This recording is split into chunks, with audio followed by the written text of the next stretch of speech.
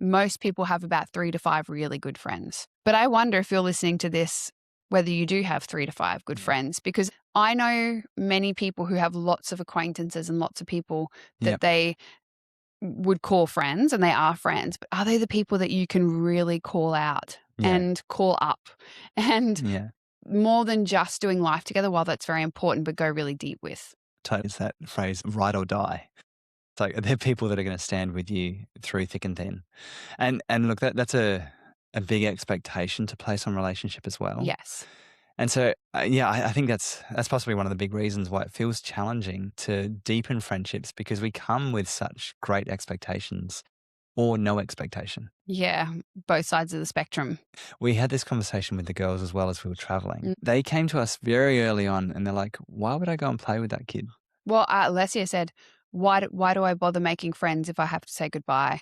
The way we phrased it to her was that the ripple effect of a friendship, that every single interaction with someone is a holy moment, essentially. Yeah. Like you are creating story, you're creating intimacy, you're creating memories, you're giving and receiving, that even if a friendship is just for a small, tiny season, it can still be absolutely worth it. Yes. Yeah, exactly. And actually after that, she saw the value in having a friend.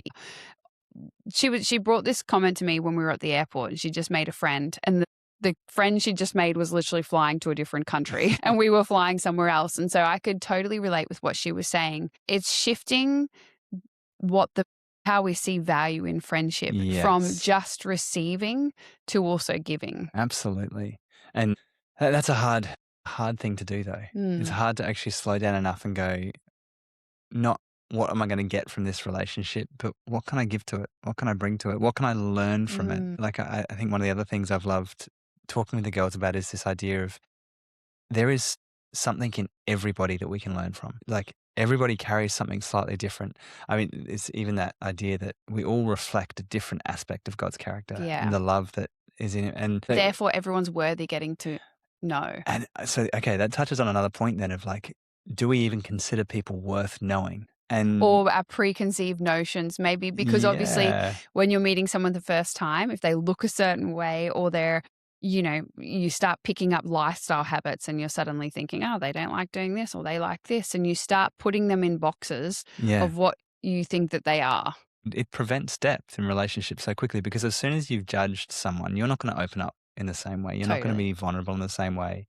There is wisdom.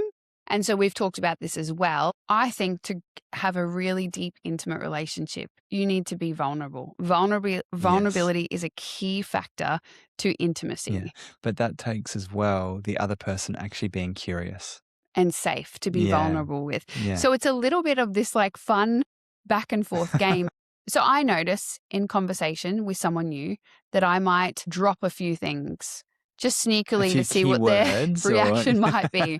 It's like if you're a Christian, you go out and someone says, you have a blessed day. And you're like, oh my gosh, do you believe in Jesus too? Or like, you might talk about sport or you might talk about travel, for instance. Or you'll say, oh yeah, I grew up in the UK. And if that person's from overseas and suddenly you've got this connection point. Oh, where in the UK? And you start, you just, they're little hooks to see what people bite on maybe.